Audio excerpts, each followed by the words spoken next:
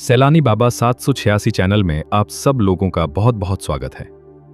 और जो लोग हमारे इस चैनल सैलानी बाबा 786 चैनल पर नए आए हुए हैं, उन सब से कहना चाहता हूं कि इस चैनल के साथ जुड़ जाइए और चैनल को बेल आइकन के साथ सब्सक्राइब करिए, ताकि मैं जब भी इस चैनल पे कोई वीडियो डालूं तो फौरन आपके पास उस वीडियो का नोटिफिकेशन पहुंच जाए।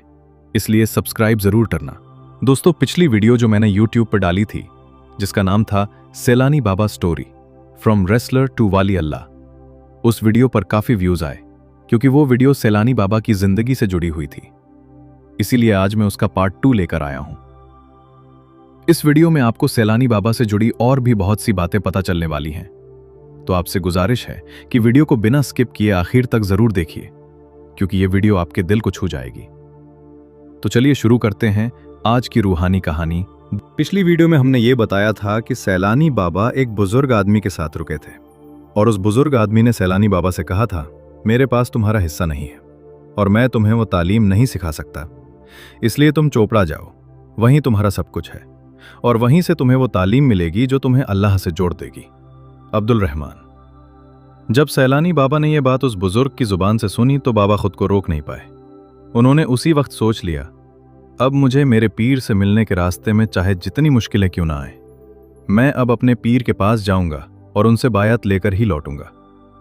यही इरादा करते हुए बाबा सैलानी चोपड़ा के लिए निकल पड़े और इस तरह नांदेड़ से चोपड़ा की रूहानी यात्रा शुरू हो गई। बाबा सैलानी नांदेड़ से चुपचाप रवाना हुए अपने मकसद की तलाश में। दोस्तों, सैलानी बाबा के कुछ खुलफा इस मुलाकात के बारे में अलग अलग राय रखते हैं। कोई कहता है कि भुसावल स्टेशन पर हुई और कोई ये मानता है कि यह रूहानी मुलाकात चोपड़ा में ही हुई थी। मगर दोस्तों, ये तमाम बातें अलग अलग जरूर हैं, लेकिन सच्चाई क्या है वो सिर्फ अल्लाह ही बेहतर जानता है। और हमें यकीन है कि जिसने सच्चे दिल से अल्लाह को चाहा, उसे उसका पीर खुद तलाश कर। फिर सैलानी बाबा कुछ दिनों का सफर करते करते आखिरकार मुल्क खानदेश के मुकद्दस शहर चोपड़ा शरीफ मुस्तफाबाद मोहल्ले में दाखिल हुए। वहां पहुंचते ही सैलानी बाबा ने वहां के रहने वाले लोगों से ख्वाजा खैरुद्दीन शाह मुजरत के बारे में मालूमात लेना शुरू किया। लोगों ने इज्जत और अदब से बाबा को उनका ठिकाना बताया और फिर इधर उधर पूछते पूछते घूमते घामते सैलानी बाबा आखिरकार अपने पीर के चौखट तक पहुंच ही गए। और दोस्तों सुनिए, यह सिर्फ एक आम मुलाकात नहीं थी। खैरुद्दीन शाह मुजरिद पहले से ही सैलानी बाबा का इंतजार कर रहे थे। वो तन्हा बैठे हुए थे, उसी आशिक का इंतजार करते हुए जिसे अल्लाह की राह ने उनके दर तक ला खड़ा किया। और जब सैलानी बाबा वहां पहुंचे, अब वो मुबारक लम्हा आया जब सैलानी बाबा ने अपने पीर खैरुद्दीन शाह मुजरिद को देखा, उनकी तरफ बढ़े, सलाम किया और अदब से उनके कदम चूम लिए। तो अल्हम्दुलिल्लाह, वो आशिक जो दर बदर भटक रहा था, आखिरकार अपने महबूब की चौखट पर पहुंच ही गया।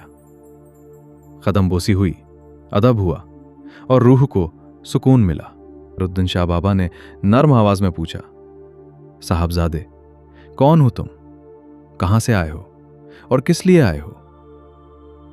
सैलानी बाबा ने जवाब दिया, मेरा नाम अब्दुल रहमान है, मैं दिल्ली से आया हूं। आपके पास आने का एक ही मकसद है, खुदा की तलब और राह हक की तलाश, और मुझे पूरा यकीन है कि आपके वसीले से मेरी आरजू जरूर पूरी होगी।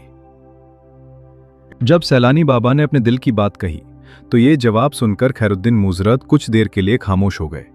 फिर नजरें झुकाकर नर्म लहजे में बोले, साहबजादे, तुम्हें कुछ दिन यहां हमारे साथ रुकना होगा, क्योंकि इस राह में पीर की सोहबत बहुत जरूरी होती है। फिर बाबा ने 3 बातें बयान की जो हर तालिबे हक के लिए जरूरी हैं। पहली अदब, दूसरी खिदमत, तीसरी मोहब्बत। और कहा, ये 3 बातें जिस भी तालिबे हक में होंगी वही इस दरियाए मारिफत तक पहुंच पाएगा। सैलानी बाबा अपने पीर की हर बात को बड़ी गौर से सुनते थे, मानो हर लफ्ज उनके दिल में उतर रहा हो। फिर खैरुद्दीन शाह बाबा ने उनकी तरफ देखा और कहा, अब्दुल रहमान, तुम्हारे सिर पर जो टोपी है उसमें सोना जड़ा हुआ है और तुम्हारी कमीज का जो बटन है वो भी सोने का बना है। अब ऐसा करो, बाजार जाओ, इन दोनों चीजों को बेच दो और जितनी भी रकम मिले उसे जाकर गरीबों में बांट दो।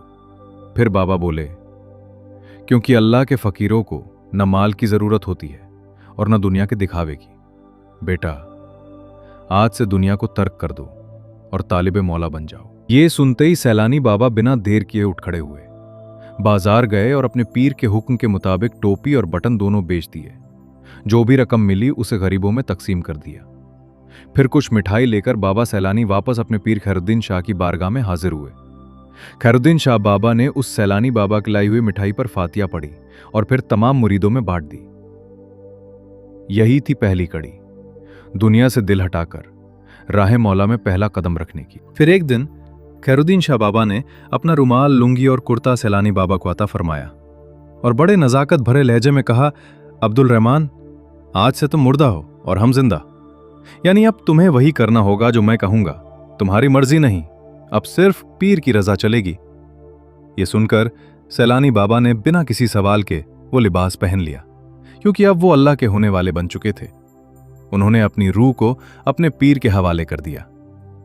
उस दिन से सैलानी बाबा ने अपने पीर की खिदमत को ही अपनी जिंदगी का मकसद बना लिया। जब सर्दियों का मौसम आया तो बाबा सैलानी रोजाना अपने पीर के लिए गर्म पानी तैयार करते ताकि उनके वुजू में कोई तकलीफ ना हो। खानकाह की सफाई, पीर की खिदमत, रात दिन की मोहब्बत, ये सब सैलानी बाबा की आदत बन गई। अल्लाह को पाने की शिद्दत में सैलानी बाबा ने तमाम ऐशो आराम, हर दुनियावी सहूलत को छोड़ दिया। जबकि दोस्तों, सैलानी बाबा के वालिद दिल्ली के बहुत बड़े अमीर थे।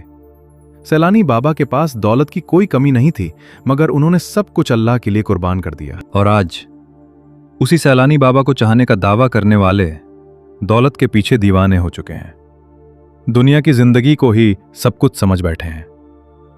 जबकि कुरान में अल्लाह ने साफ साफ फरमाया है, दुनिया की जिंदगी तो बस कुछ दिनों का खेल और तमाशा है, असल घर तो जन्नत है। काश ये बात लोग समझ पाते।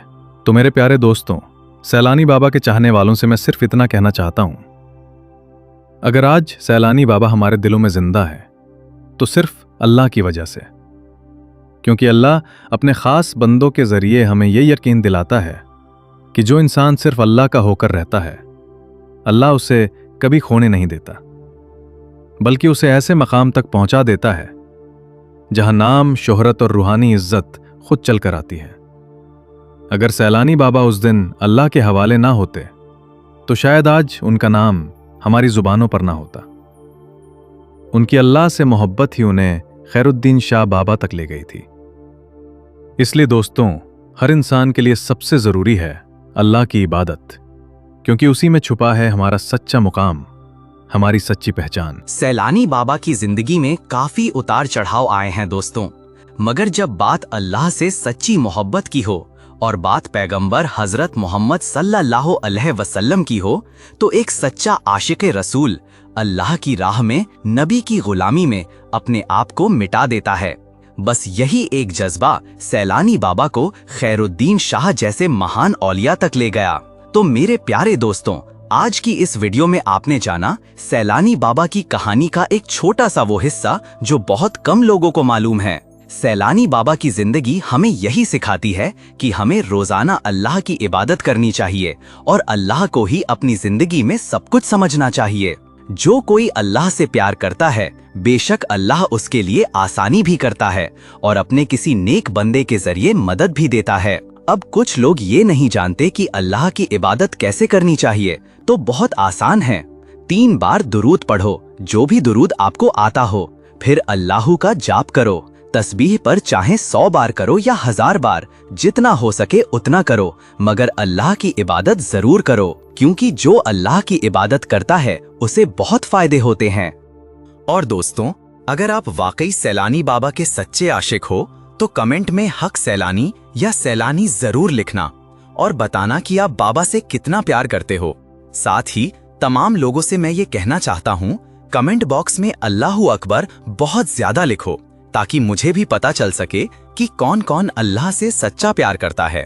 तमाम मुस्लिम भाइयों से और तमाम हिंदू भाइयों से भी मेरी गुजारिश है, इस वीडियो को ज्यादा से ज्यादा शेयर करो और वीडियो को लाइक जरूर करना, क्योंकि दोस्तों इस वीडियो को बनाने में मुझे काफी मेहनत लगी है। अगर आप चाहते हैं कि मैं इसका तीसरा पार्ट बनाऊं तो कमेंट में जरूर बताना।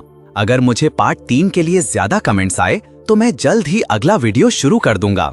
बाकी आप सबका बहुत बहुत शुक्रिया कि आपने वीडियो देखा, और ये बताना मत भूलना कि सैलानी बाबा की ये कहानी आपको कैसी लगी। कमेंट बॉक्स में अपनी राय जरूर देना। अल्लाह आप सबको बेहतरीन सेहत अता करे और सैलानी बाबा की तरह हम सबको भी अल्लाह से प्यार करने की और अल्लाह की इबादत करने की तौफीक अता करे। आमीन। चैनल को सब्सक्राइब जरूर कर देना। अल्लाह हाफिज।